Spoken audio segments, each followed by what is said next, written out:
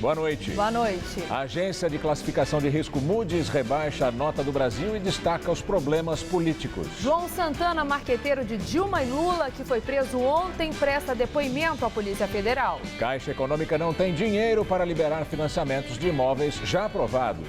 Tendas de atendimento contra a dengue começam a funcionar com pouco movimento. No Recife, diretora da Organização Mundial da Saúde afirma que o Zika vírus é um mistério. Aberto ao público, o primeiro memorial da imigração judaica de São Paulo.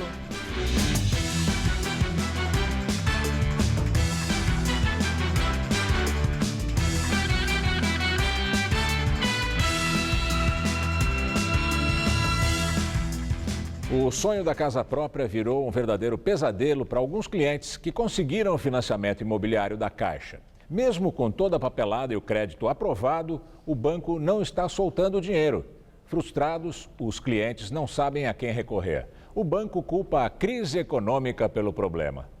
Imagina a situação, você já comprou lavadora, fogão, geladeira, tá com tudo pronto para casa própria. Mas na hora de assinar o contrato de financiamento, o banco vira para você e diz que não tem o dinheiro combinado para te dar.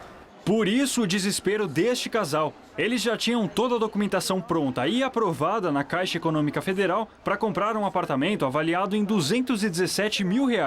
Só que na hora H... A gerente da Caixa agendou um dia para a gente ir lá assinar os contratos, né?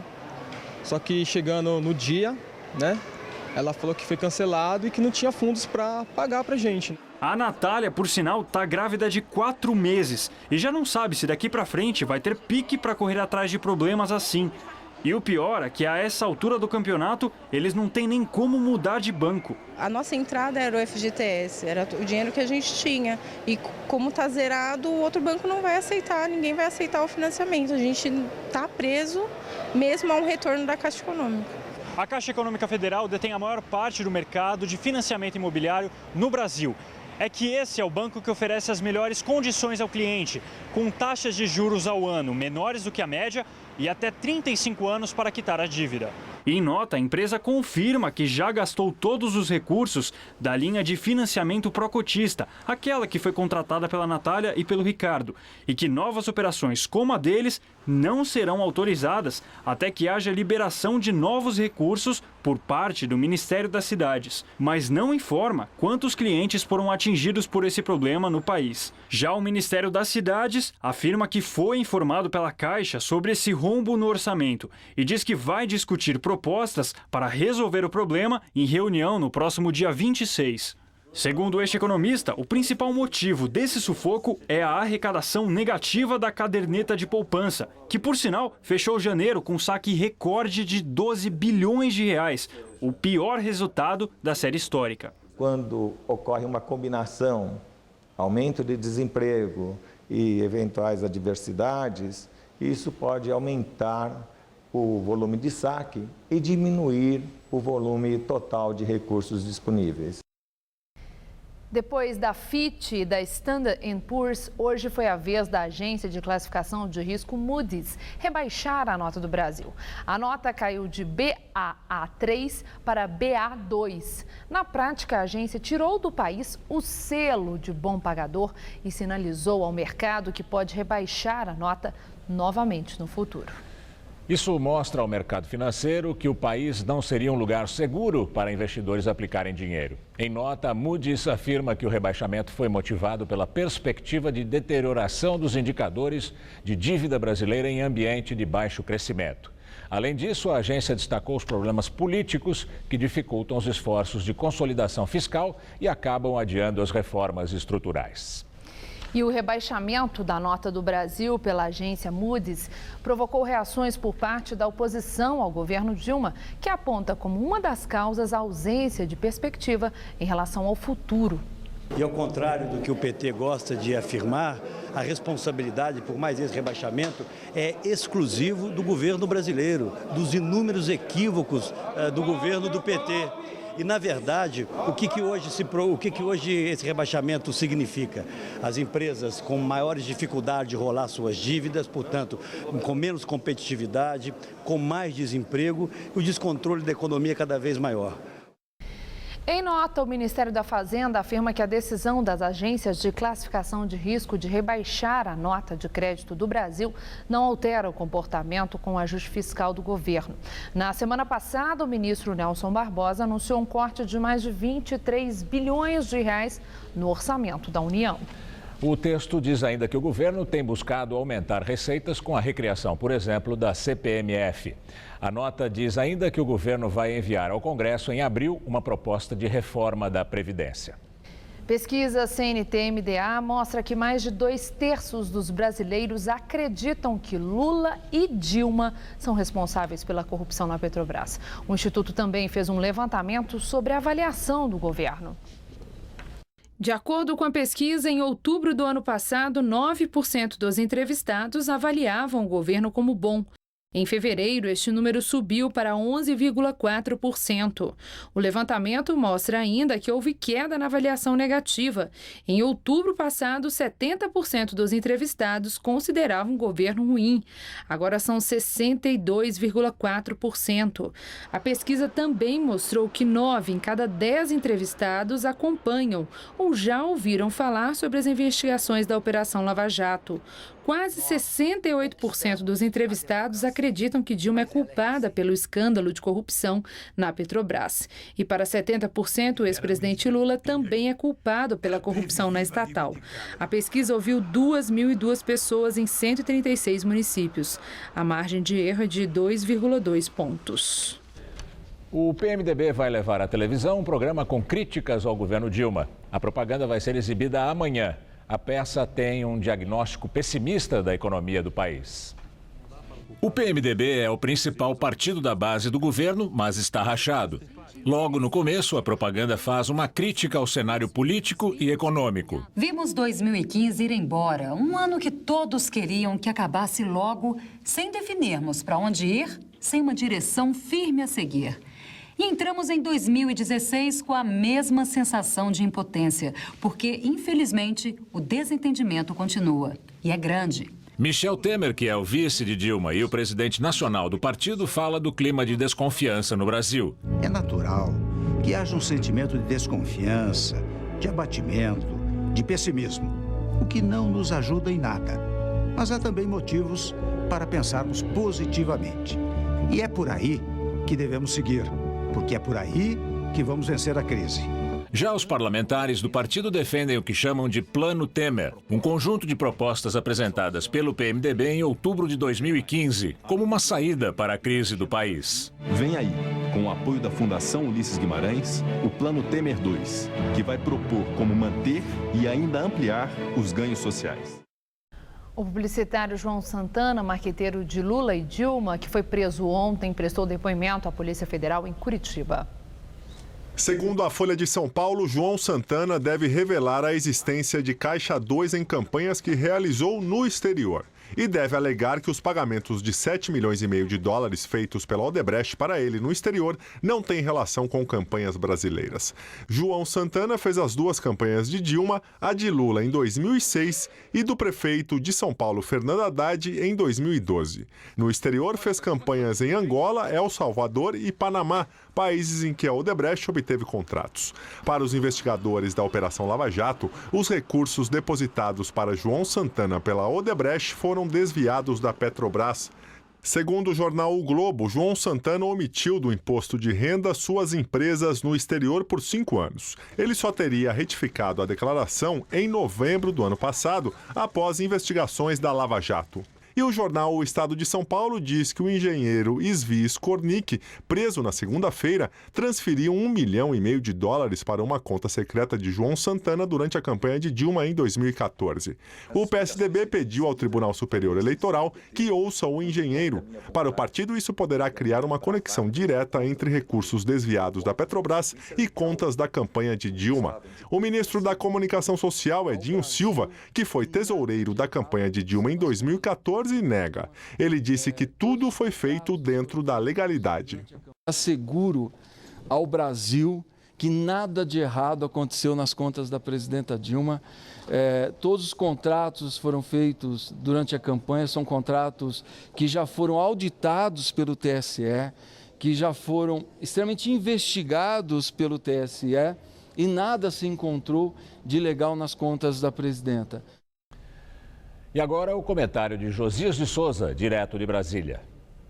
O governo parece ter entrado numa fase de liquefação.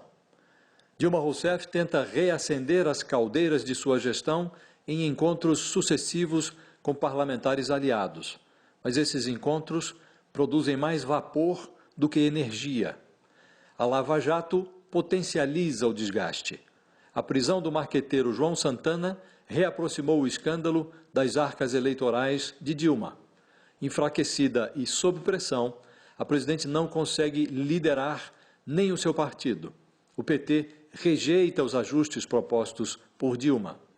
Trancada em seus rancores, Dilma assiste impotente ao derretimento da economia. Hoje, a nota do Brasil foi rebaixada pela terceira agência de análise de risco, a Moody's. O selo de bom pagador do Brasil foi definitivamente para o beleléu. E as agências sinalizam novos rebaixamentos. Nos encontros com aliados, Dilma fala da crise como se não tivesse nada a ver com o peixe. Comporta-se como uma santa que tem a missão mística de liderar a salvação nacional. Os áulicos e os devotos, que a chamam de presidenta, seguem Dilma sem muitos questionamentos. A procissão vai em direção ao imponderável.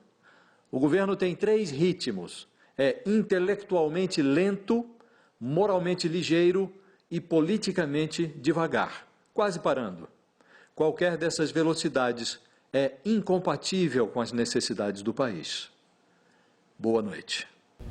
O ministro do STF, Celso de Mello, anexou novos fatos narrados por um delator da Operação Lava Jato ao inquérito relacionado ao ministro da Educação, Aloysio Mercadante, do PT, e ao senador Aloysio Nunes Ferreira, do PSDB. Os dois são investigados por supostos crimes eleitorais com base na delação do dono da UTC, Ricardo Pessoa. Essas novas informações fazem parte da delação do diretor financeiro da UTC, Valmir Pinheiro. O delator relatou ainda fatos aparentemente criminosos envolvendo também o ex-governador do Rio de Janeiro, Sérgio Cabral, do PMDB, o prefeito de São Paulo, Fernando Haddad, do PT, o ex-ministro Hélio Costa, do PMDB, e o ex-deputado Valdemar Costa Neto, do PR. No primeiro dia de atendimento nas tendas médicas instaladas nos bairros da Penha e do Lajeado, na Zona Leste, o movimento foi pequeno. Os 2 bairros são os que têm o maior número de casos de dengue aqui na capital. A tenda foi instalada num espaço bem em frente à Unidade Básica de Saúde em Cangaíba, na região da Penha, Zona Leste. O bairro, o segundo mais afetado na capital, registrou 35 casos de dengue em janeiro. Pela manhã, nenhum paciente chegou a ser atendido com suspeitas da doença. Aqui vão trabalhar 4 médicos, 7 enfermeiros e 12 auxiliares de enfermagem. O paciente fica em observação e, dependendo da situação, ele tem alta ou é encaminhado para um hospital. Eles passam por uma classificação de risco, passam por uma consulta médica, fazem o exame, o hemograma rápido. Então a gente já dá uma olhada em plaquetas, hemograma, hemoglobina, hematócrito. E se precisar, depois da sintomatologia, depois do diagnóstico, a gente acompanha eles aqui na unidade para hidratação. Além do atendimento ser mais rápido, a ideia das tendas é evitar que as UBSs fiquem ainda mais sobrecarregadas. Além desta aqui em Cangaíba, outra em Lajeado também já está funcionando. E dependendo da demanda, a prefeitura poderá instalar outras 12 tendas na cidade.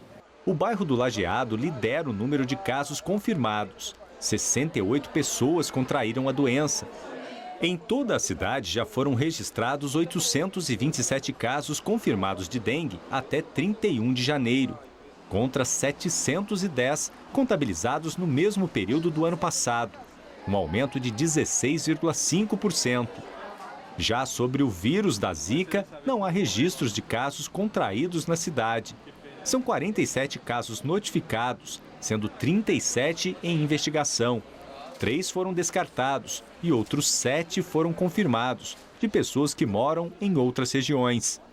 Até agora foram 2 casos de chikungunya contraídos no município e 7 de pessoas que vieram de fora, já contaminadas. Em alguns momentos, onde os pacientes ficam desidratados ou têm quadros mais graves de sangramento, eles podem evoluir até a óbito. Então, um atendimento como esse faz com que as pessoas sejam atendidas em tempo adequado, rápido, sejam hidratados, que essa é uma das maiores questões, né, que as pessoas não se desidratem e possam se restabelecer rapidamente.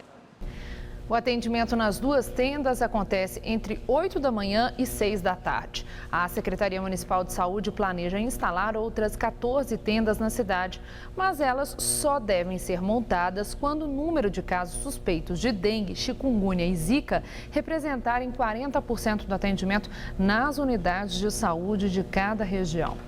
Em viagem ao Recife, a diretora-geral da Organização Mundial de Saúde, Margaret Chan, classificou o Zika vírus como um mistério. Chan foi ao Recife com o ministro da Saúde, Marcelo Castro. Com ela estava também a diretora da Organização Pan-Americana de Saúde, Clarissa Etienne. A comitiva visitou o Instituto de Medicina Integral Professor Fernando Figueira para ver como é o atendimento das grávidas de bebês com microcefalia. O instituto é referência no tratamento da doença. Vestindo a camisa da campanha Zika Zero, que ganhou da presidente Dilma, a diretora da OMS assistiu a uma apresentação dos números da microcefalia em Pernambuco e no Brasil. Em todo o país, são 4.107 casos em investigação. 583 deles foram confirmados. Pernambuco é o estado com mais registros. Chove forte em São Paulo e o Centro de Gerenciamento de Emergências decretou estado de atenção para alagamentos em praticamente toda a capital. Pelo menos 3 córregos transbordaram na cidade. Vamos ver como fica o tempo amanhã com Mariana Armentano, que traz os detalhes da previsão.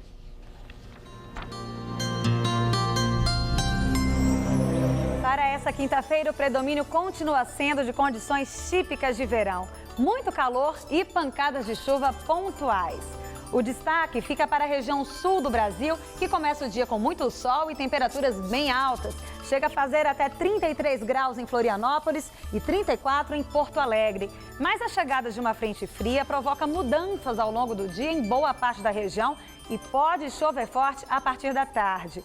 O tempo só deve ficar firme, sem nada de chuva, no litoral leste do Nordeste e na costa do Espírito Santo. Já nessas áreas em verde escuro do mapa, o tempo fica muito instável, com chuvas a qualquer hora e bastante nebulosidade.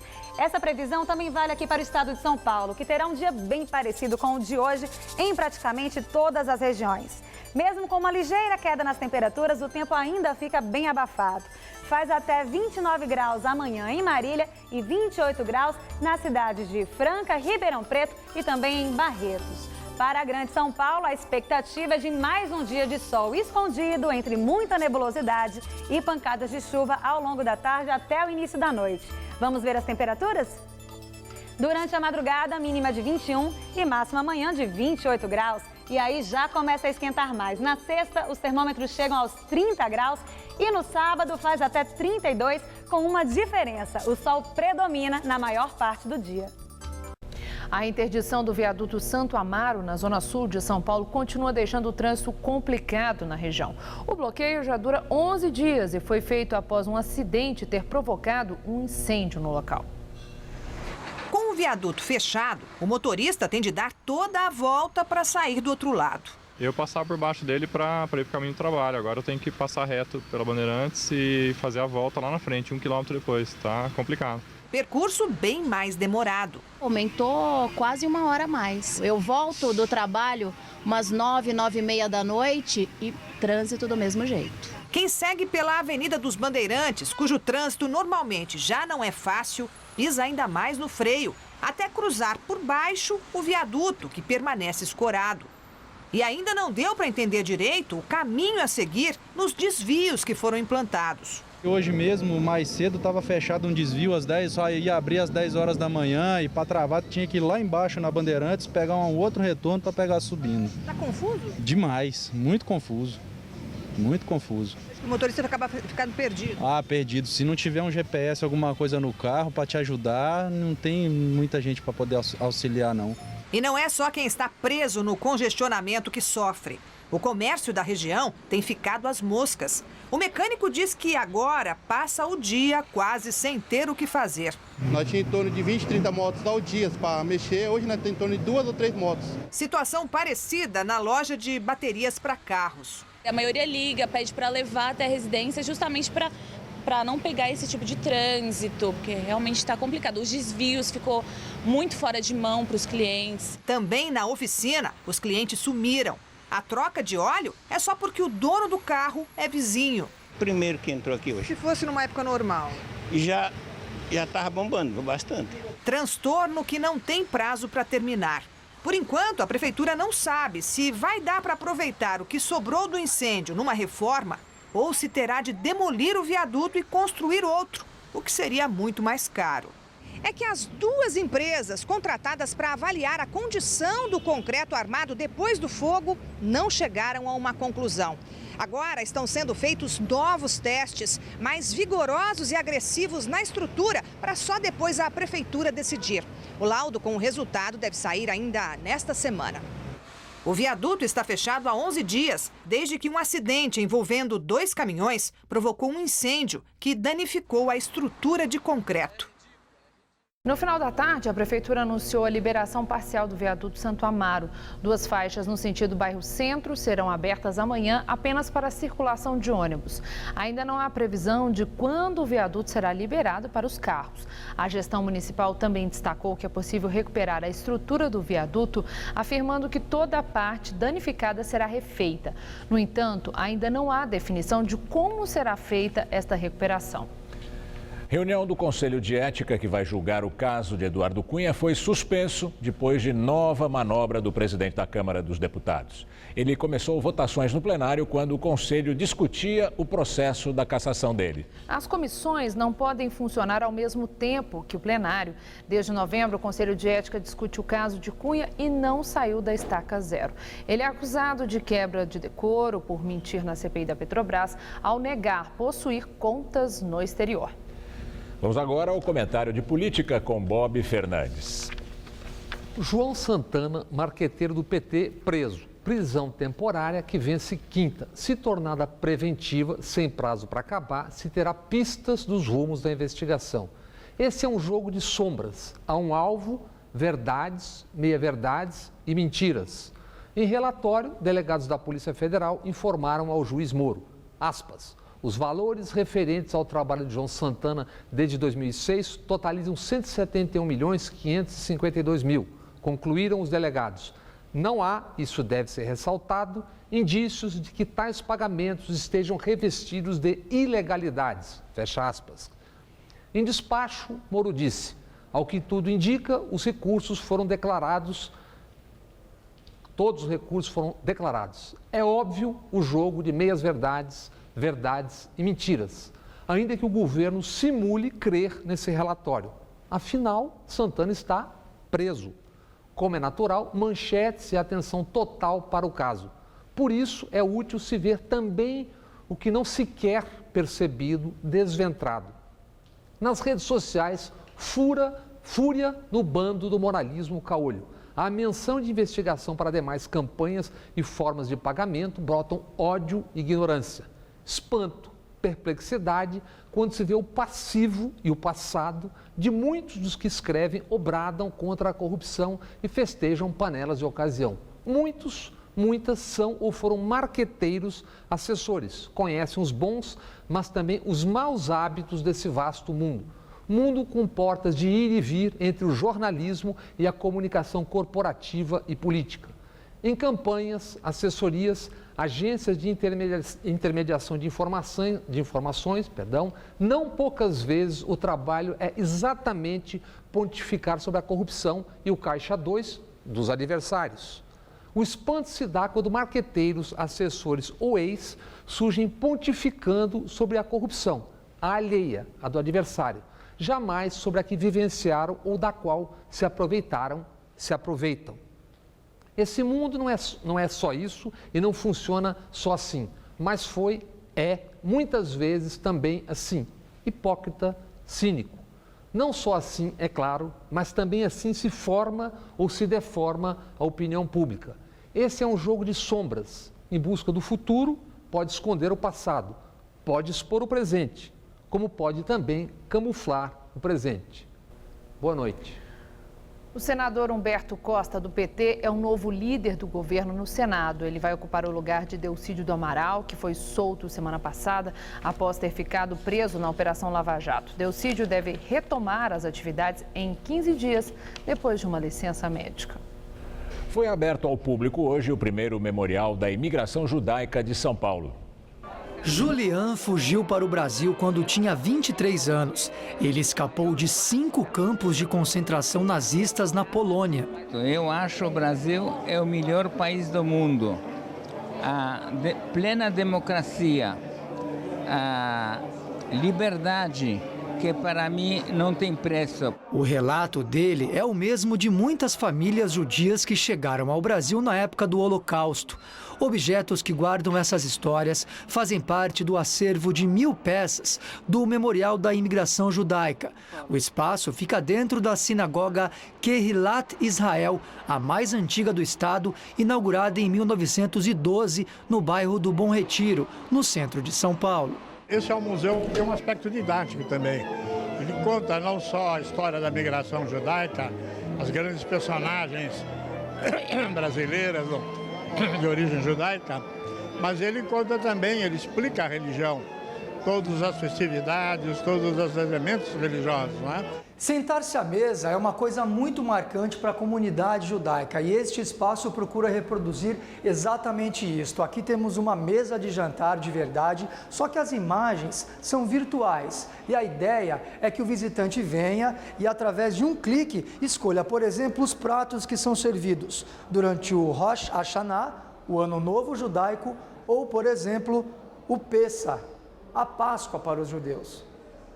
Aqui, o destaque são os casamentos. No chão, a imagem de uma taça. E ao pisar, ela se quebra, simbolizando o ritual dos matrimônios judeus. Estou impressionada, realmente com a qualidade, muito bonito. A minha mãe está entusiasmadíssima com o que está vendo. Isso eu estou muito contente, porque está trazendo recordações familiares que são impressionantes para nós todos, né? Estou tão feliz de estar aqui, estou muito contente.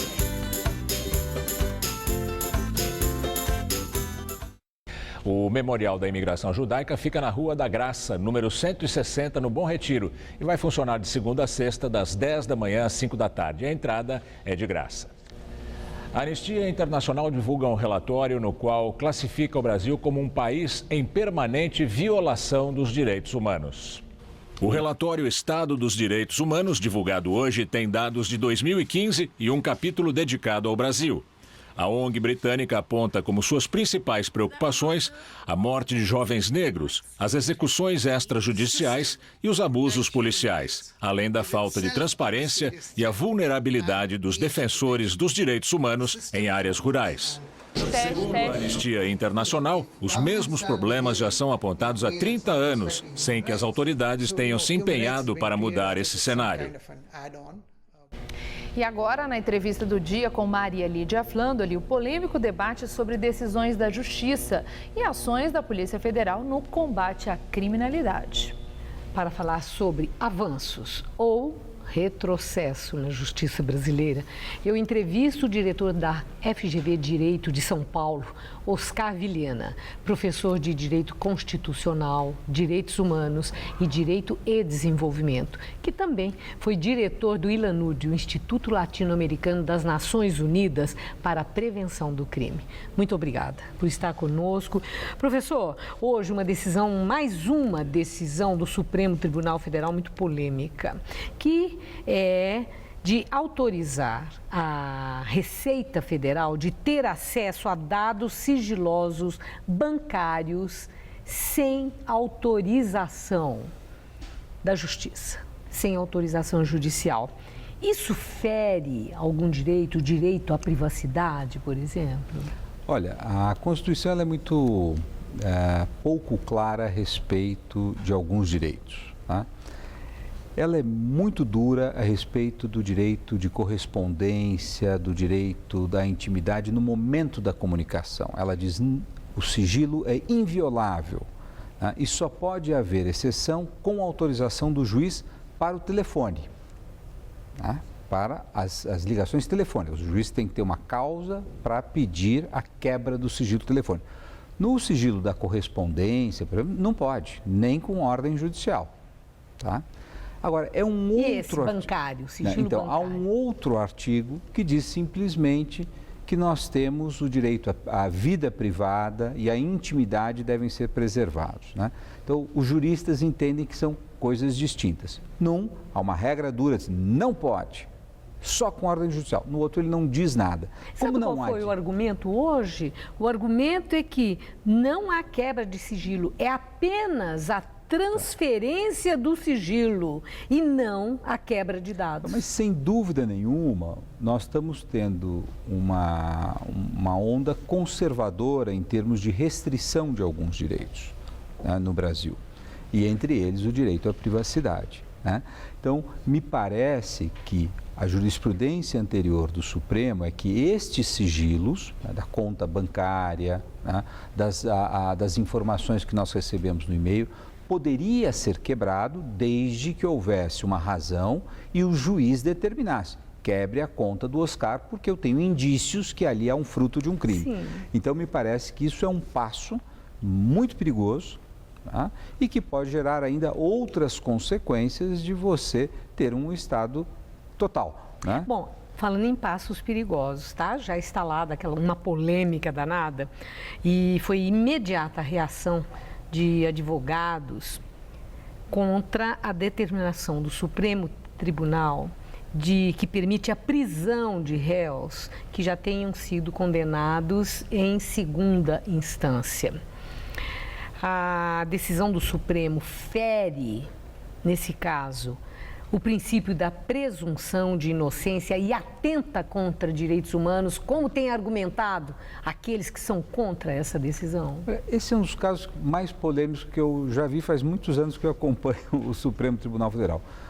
Porque realmente há dois problemas aí. Qual que é a regra internacional de todas as democracias? O que está previsto na Declaração Universal de Direitos Humanos? O que está previsto na Convenção de Direitos Civis e Políticos? Que ninguém deve ser considerado culpado, pelo menos sem uma chance de recurso. Ou seja, o padrão civilizado é o duplo grau de jurisdição. Terminado o segundo julgamento, a culpabilidade está determinada e a pessoa então pode ser responsabilizada. Se a questão é a prisão, a prisão. Mas no Brasil cabe Sim. o recurso. O problema é que a Constituição brasileira, ela determinou, e é mais complicado do que isso, ela diz o seguinte, que só com o trânsito em julgado é que a culpa está formada. Quer dizer, depois de tudo terminado. O que é trânsito em julgado? Até o último recurso. Trânsito em julgado é quando não houver mais recurso, tá? Há recurso no Brasil? Há. O recurso especial, o recurso extraordinário. Só que tem aí um detalhe, um pelozinho nesse ovo. Esses recursos não têm, a princípio, o que a gente chama de efeito suspensivo. Ele não suspende a pena. Então, embora você não tenha uma decisão final, você tem um recurso, mas esse recurso não pode suspender a pena. Então, isso significaria que a pessoa poderia já provisoriamente cumprir a sua pena. Em 2009, o Supremo disse não pode. E aí, então, nós passamos ao regime atual, tem que esperar até o fim, né? E o que o Supremo fez a semana passada foi retomar a sua jurisprudência. O senhor acha que é uma boa medida, é avanço? Eu escrevi, inclusive, um artigo no sábado sobre isso na Folha de São Paulo. Quer dizer, o Supremo mudou a Constituição e eu acho que isso é incorreto. Não é função. Né? Não é função do Supremo, eu acho que ele foi além daquilo que ele deveria fazer. Se você me perguntar se a Constituição foi bem escrita nesse artigo, eu digo não, é muito ruim. Quer dizer, a medida em si, no seu entender, é boa. Não é descabida, não ao é contrário. Descabida. Pelo seguinte, vamos pensar Foi o a seguinte, forma como a coisa aconteceu. Vamos supor que nós dois tenhamos um processo. Você perde em primeira instância, você perde em segunda, porque você me deve muita coisa. Aí você recorre ao Supremo, ficam 10 anos, eu tenho o direito, mas você adia o pagamento desse direito. Isso acontece, por exemplo, com ações contra o Estado, onde muita gente já ganhou dinheiro, já ganhou uma ação tributária e demora 15 anos para receber. Então, o Brasil criou uma disfuncionalidade, que é um erro da Constituição. Agora, quem corrige o erro da Constituição é o Congresso, não é o Supremo. Então, eu tenho uma posição difícil de ser explicada. Eu acho que não é um grande problema. Mas ficou muito claro. Né? Mas não deveria ser o Supremo a corrigir esse problema. A medida em si, no seu entender... É para o bem do país. É para o bem. Entretanto, a forma como a coisa foi determinada é que não é da competência do Supremo. É o Congresso que teria que fazer isso. É o Congresso que tem que fazer. E aí você entra no problema. Se o Supremo pode reformar a Constituição sobre isso, ele vai poder reformar sobre tantas outras coisas. E aí isso nos torna vulneráveis. É isso que nos torna vulneráveis. A Operação Lava Jato. É uma última questão. No seu entender, tanto Polícia Federal como o juiz Sérgio Moro cometem excessos, são assodados, exageram, como tem argumentado advogados de defesa dos investigados, dos réus, nessa operação, entendendo que há uma atitude persecutória, que os advogados de defesa são desconsiderados e vistos como personagens que só atrapalham, o que eles veem como uma atitude desrespeitosa, inclusive, mas e numa atitude assim de pré-julgamento e punitiva. O senhor acha que está havendo exagero, excesso, que fere o direito daqueles que são acusados, são réus e estão envolvidos? Olha, uma coisa muito difícil para uma pessoa que não tem acesso aos autos, porque eles correm em segredo de justiça, você e eu, é fazer esse julgamento, né? Porque nós não sabemos de fato quais são os dados que estão sendo apurados, né? Então eu tenho dado muitas entrevistas sobre isso. Olha, eu não sou a pessoa certa a ser consultada sobre isso. O que eu posso dizer é o seguinte: nós temos a decisão de um magistrado muito jovem, tá? Que está enfrentando um problema de corrupção sistêmica no país, o que exige uma certa endurance, uma certa capacidade de enfrentamento. As suas decisões têm sido sistematicamente mantidas pelo Tribunal Regional no Rio Grande do Sul e mantidas pelo STJ, quando lá chegam, e mantidas pelo Supremo. Então, a minha tendência é achar que aquela instância judicial está fazendo um trabalho bastante razoável, né? Se você me perguntar, tem eventualmente um exacerbamento? Sim, eu creio, por exemplo, que as prisões preventivas são excessivas, tá? Por quê? Porque muitas dessas pessoas não colocam em risco a sociedade e também as provas já foram colhidas. Então, manter uma pessoa antes do julgamento presa é uma forma, né? Agora, se você me perguntar, no caso do Marcelo, eu não sei no caso do Marcelo, porque eu não sei quais são os dados, eu não sei o que. E se alguém falar que tem e não for aquele que conhece o processo, está mentindo. É ideológica a afirmação, né? Então, essa é a minha impressão. Conjunto? No conjunto, eu acho que o Brasil tem dado um passo muito largo em direção à consolidação do Estado de Direito, que significa a lei vale de forma igual para todos, e eu aplaudo essa medida. Eu acho que é um processo muito importante. Por mais de 500 anos nós dizíamos que a lei não valia no Brasil. E a lei nos parece que está avançando. E podem haver alguns abusos nesse processo? Sim. Devemos tolerar? Não. Tá? Mas, sem dúvida nenhuma, eu acho que é um avanço fabuloso o que aconteceu desde o julgamento do Mensalão, o que vem acontecendo agora, tá? E os abusos têm que ser coibidos. O que nós não podemos é jogar o bebê com a água do banho, tudo é inválido. Muito obrigado, professor. Obrigado. Uma boa noite. Muito obrigado. Gamberini. Você vai ver a seguir. Evo Morales reconhece derrota em referendo e não pode concorrer a um quarto mandato. Destruição nos Estados Unidos. Uma série de tornados deixa pelo menos 3 mortos e mais de 30 feridos em 4 estados americanos. Quem quer comunicar precisa estar atento ao alcance de sua mensagem, aos canais mais adequados, às mudanças mais repentinas. A comunicação evoluiu. A Faculdade Casper Libero leva você ao próximo nível, a pós-graduação. São 4 cursos que ajudam você a ser protagonista nas grandes transformações. Professores com ampla e reconhecida experiência acadêmica, autonomia para montar a grade curricular e escolher sua carga horária, localização privilegiada e tradição no ensino superior em comunicação. Divida sua carreira entre antes e depois. Faça a pós-graduação na Casper Libero. Inscrições abertas. Eu estou no combate pelos meus sobrinhos. Eu estou no combate pelos meus amigos. Eu estou no combate pela minha filha. Eu estou no combate pela minha família. Nós estamos no combate pelo Brasil. Proteja quem você ama. Todos no combate. Todos juntos, vamos vencer a luta contra o mosquito Aedes aegypti. Uma campanha da Fundação Casper Libero. Apoio TV Gazeta.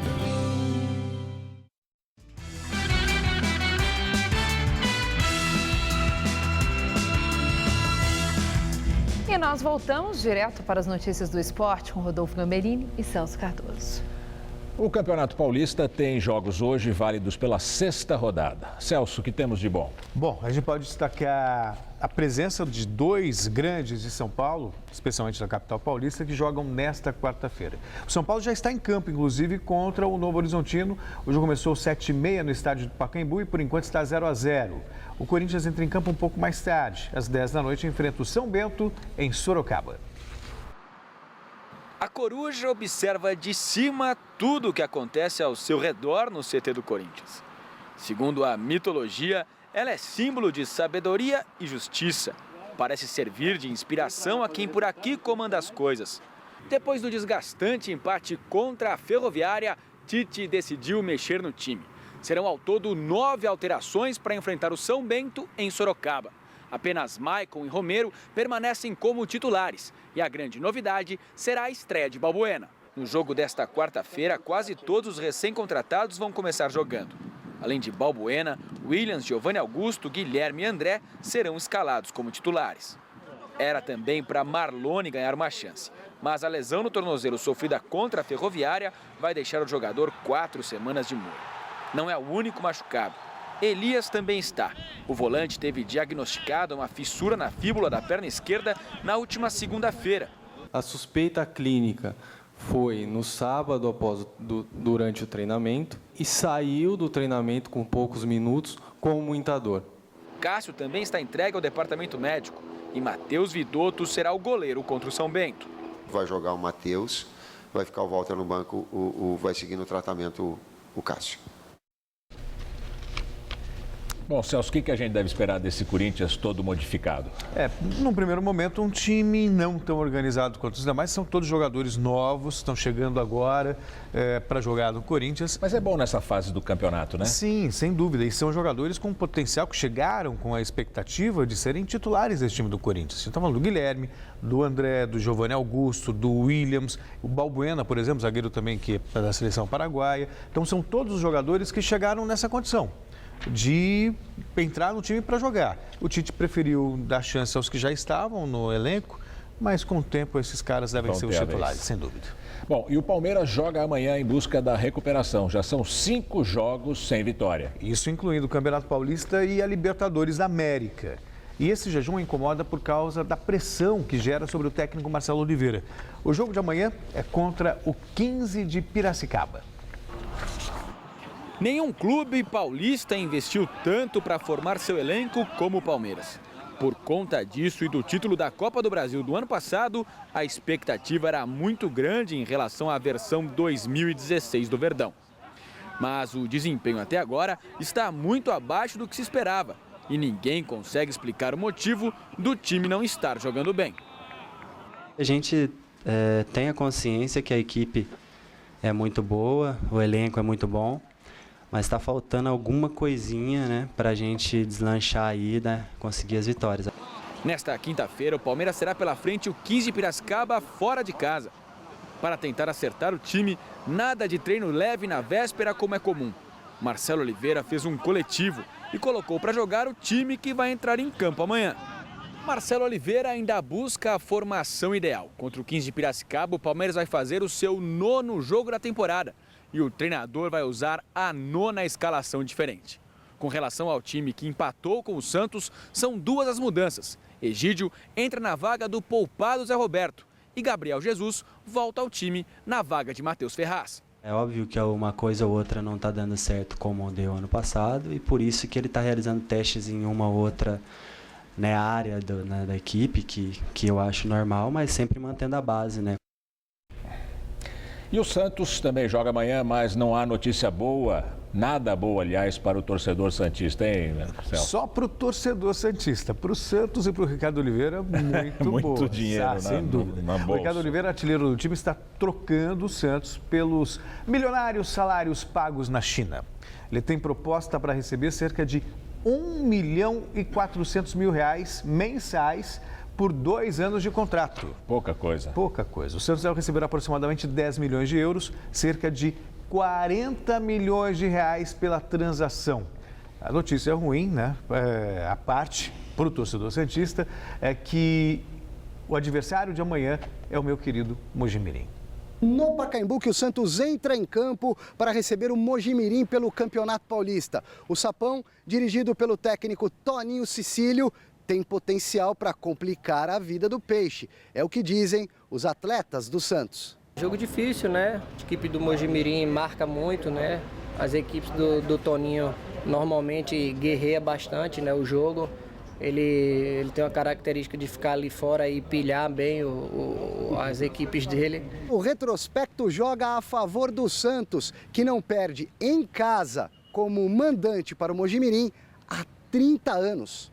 O importante é a gente estar bem concentrado, a gente respeitar a equipe do Mogi, os jogadores que lá estão. É uma equipe, como eu falei, que tem jogadores rápidos na frente, tem jogadores inteligentes, então tem que ter essa atenção. Eles têm uma motivação extra mais aí para estar mostrando que podem nos vencer, então a gente tem que estar com atenção máxima. Mais uma curiosidade, foi justamente contra o Mojimirim que Neymar, à época jogador do Peixe, marcou o primeiro gol dele como profissional de futebol, em 2009.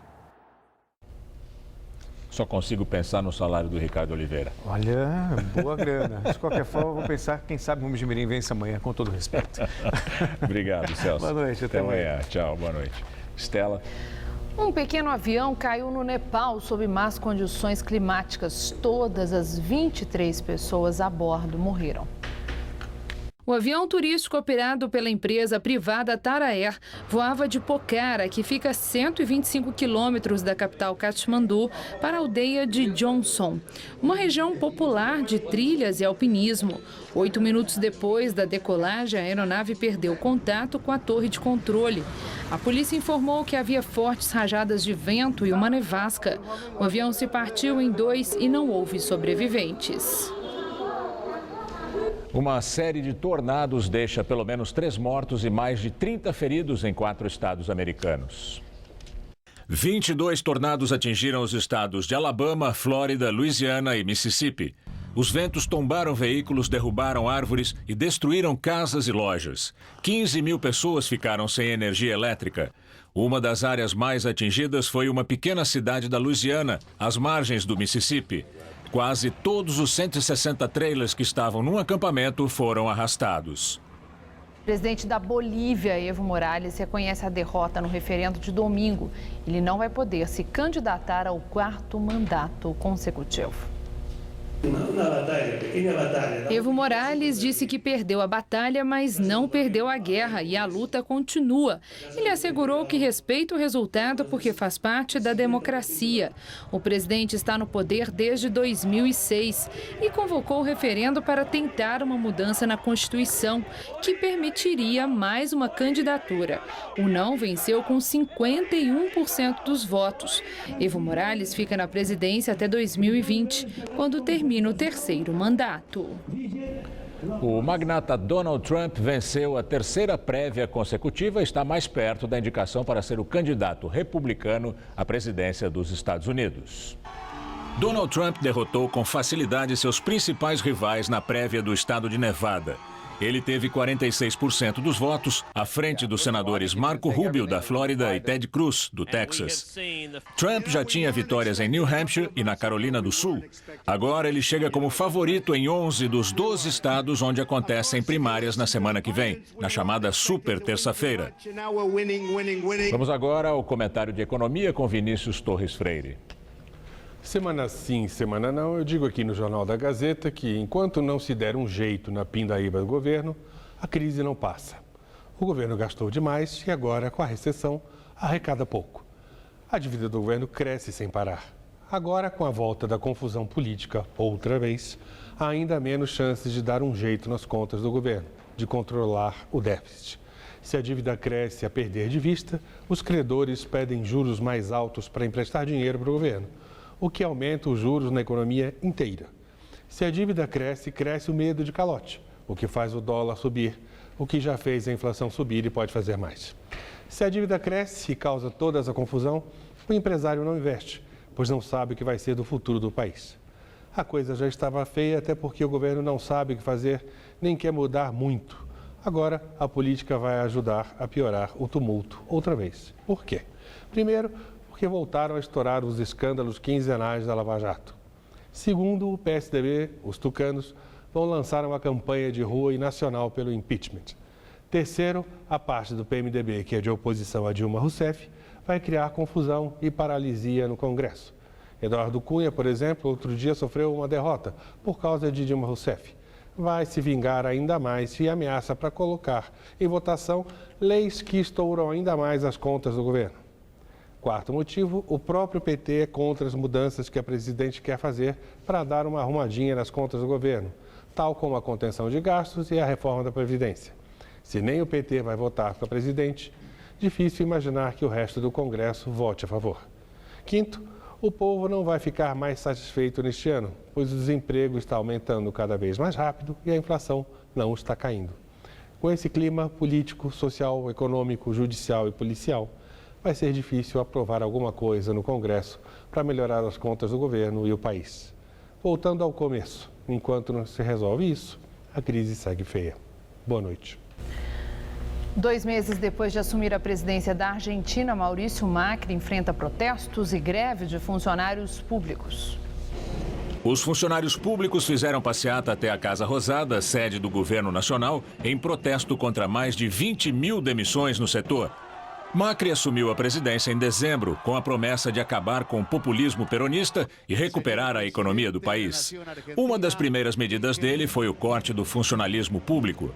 O movimento acontece num cenário de inflação de cerca de 30%, desvalorização do peso e fim do subsídio aos combustíveis. Os Rolling Stones prometem pôr os fãs de todas as idades para cantar e dançar logo mais no estádio do Morumbi, em São Paulo. Nem a chuva forte esfria a animação do público. Essa é a 4ª vez que a banda inglesa vem ao Brasil. Para o show de hoje, a SP Trans montou um esquema especial.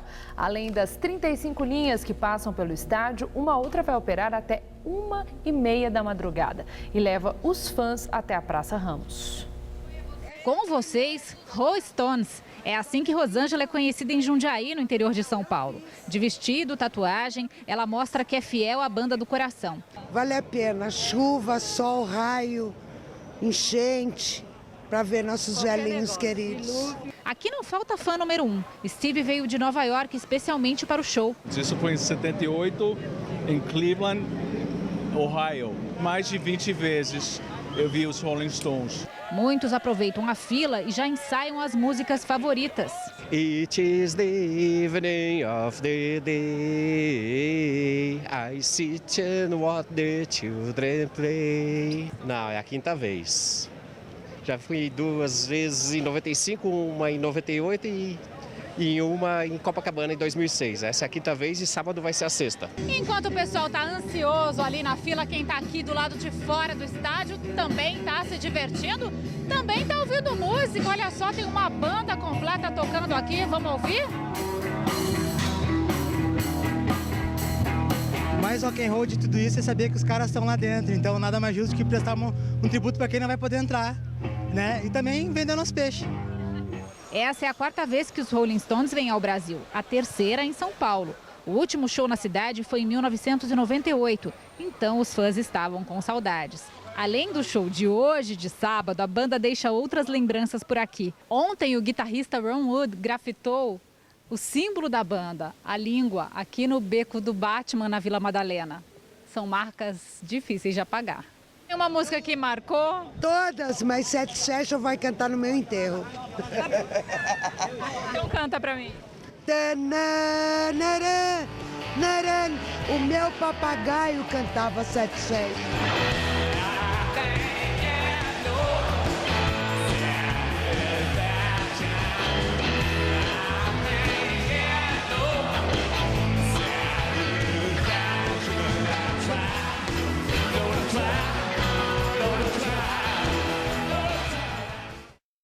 O Jornal da Gazeta termina aqui. A edição de hoje pode ser vista no site do Jornal da Gazeta. Mais notícias em nossa edição das 10. Uma excelente noite para você. Voltamos amanhã às 7 da noite. Boa noite e até lá.